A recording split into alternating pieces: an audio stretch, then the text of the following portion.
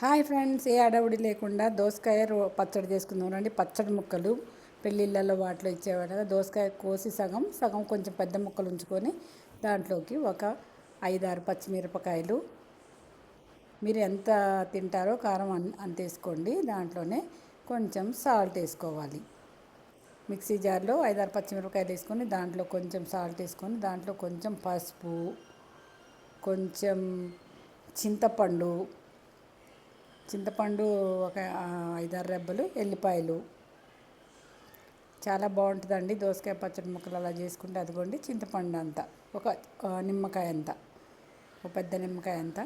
దాంట్లోనే కొంచెం జీలకర్ర ఉంటే కరివేపాకు కూడా వేసుకోవచ్చు. నా దగ్గర కరివేపాకు లేదండి. నేను హడావుడి లేకుండా సింపుల్గా రోల్తో పని లేకుండా చేస్తున్నాను. అందులో కొన్ని దోసకాయ ముక్కలు, కొంచెం కొత్తిమీర వేసేసుకోవాలి.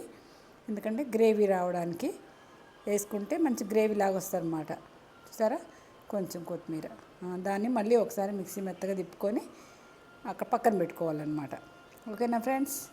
అలా పక్కన పెట్టుకున్న తర్వాత ఇప్పుడు బాండీ పొయ్యి మీద పెట్టి దాంట్లో కొంచెం నూనె వేసుకొని తాలింపుకి 4 ఎండుమిరపకాయలు కొంచెం వేగిన తర్వాత దాంట్లోకి ఏం వేసుకోవాలి? తాలింపు గింజలు వేసుకోవాలి. తాలింపు గింజలు, కరివేపాకు వేసుకోవాలి. నా దగ్గర కరివేపాకు లేదండి ప్రస్తుతానికి, నేను వేసుకోవట్లేదు. ఉంటే మీరు కరివేపాకు వేసుకోండి, చాలా బాగుంటుంది. దాంట్లోనే కొంచెం అవి తాలింపు గింజలు చిటపట వేగిన తర్వాత కొంచెం ఇంగువ వేస్తే మంచి సువాసన వచ్చిందండి పచ్చడి. దోసకాయ పచ్చడి కంపల్సరీ ఇంగువ వేసుకోవాలి. ఇప్పుడు ఈ గ్రేవీ పట్టిన దాన్ని మొత్తం ఆయిల్ వేసి కొంచెం పచ్చి వాసన పోయేదాకా యాగనియాలి. ఎందుకంటే పచ్చి కదా పచ్చిమిరపకాయలు, అందుకని కొంచెం వేగిన తర్వాత అలా కొంచెం కుటుకుటాను ఉడికిన తర్వాత మన దగ్గర ఉన్న దోసకాయ ముక్కలు ఉన్నాయి కదా, ఇంతకుముందు కోసి పెట్టుకున్న ముక్కలు, అవి దాంట్లో వేసేసుకోవడం. ఇప్పుడు స్టవ్ ఆపేసుకోవాలి. మళ్ళీ అవి ఉడికితే బాగోదు, మెత్తగా అయిపోతాయి దోసకాయ ముక్కలు.